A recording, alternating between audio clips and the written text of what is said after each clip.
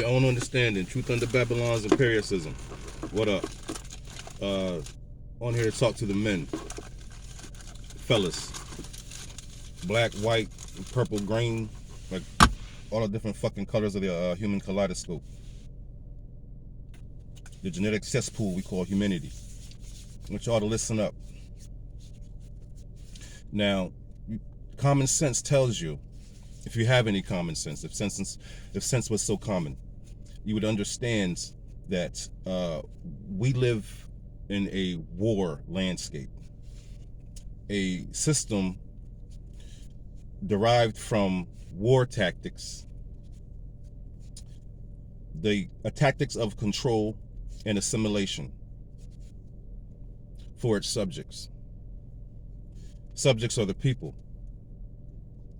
Wars are fought by people.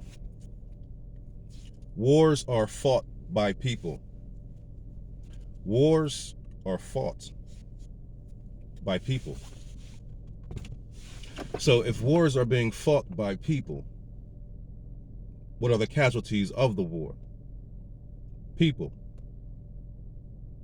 So if war is for the people, by the people, to be bestowed upon the people, it would be behooving of you as a people to fucking stop it. It's simple. War is the base of everything. War. So if you don't understand this, you're just going to be running around under the canopy of tyranny and destruction, and you're just going to be a lowly participant, just going along with the dictatorship that trickles down from the military regime which controls you. So you cannot think primitively. You have to think objectively. You have to have some actual cognition to the ether and the things that are going on around you. You know, you're a man. This is your purpose. So when you see that war is the way of the world, and war is against people, for the people, by the people, it's almost elementary to understand that it would take people to end the wars. But you have to understand, what is the war? What is war? Why is war? War is for control. War is for the ability to create a resource out of anything that you decide. War is the capturing and the stripping of sovereign from people to be able to maneuver them in any way, shape, or fashion that you desire for your own benefit, not for theirs. And this is an idea of a few to control many. The tactics of war are not the same. Traditionally, you don't need guns, you don't need tanks. That's old thinking. Those thoughts, when it comes to the military and war, that's all you've been shown, is tanks and guns and such. That's primitive. The tools of the military is technology. The tools of the military come from you and your decisions to decide that you want to relinquish your freedom. You want to just, be controlled. You want this. You're asking for this. You're begging to be controlled. So the military weapons are the very corporations that give you products to consume. That's the new military. Corporations.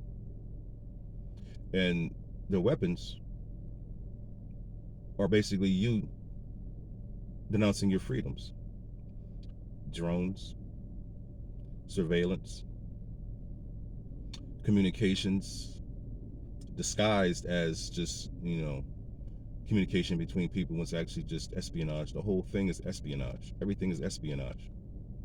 It's a military tactic, and the weapons for espionage are the devices that we use, that we decide to use.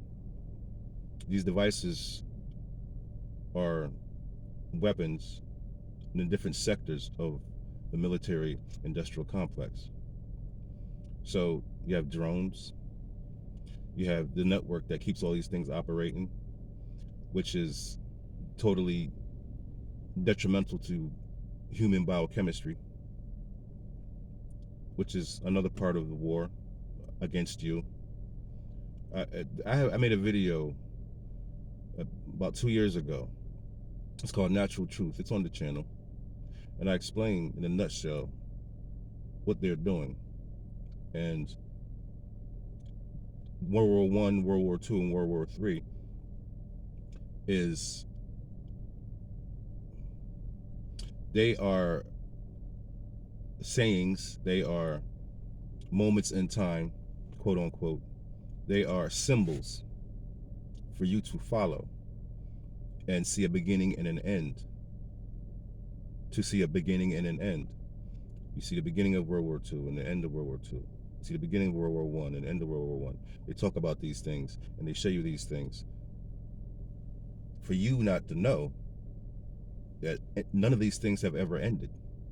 They have a continuation. Constant war. That's the thought process. Constant war.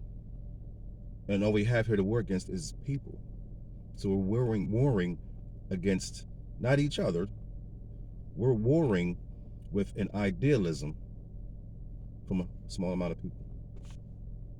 And we all know this. And to go along with this as a man, you'd have to be a fool. You'd have to be an effeminate pile of yeast and sugar, just purposeless and unbound. Like, it's amazing to me how far we can let nonsense go. Like, this is nonsense. Knock, knock. Like, hello. This is nonsense. No man should be proud of anything that's happening right now. None. I don't care what color or fucking now later rapper you got wrapped around your fucking bones. No man should be proud of this. So I say that to say this. When you see all these things unraveling, and the things that are rolling out are unraveling the fabric of humanity, it's because you decide to let it happen.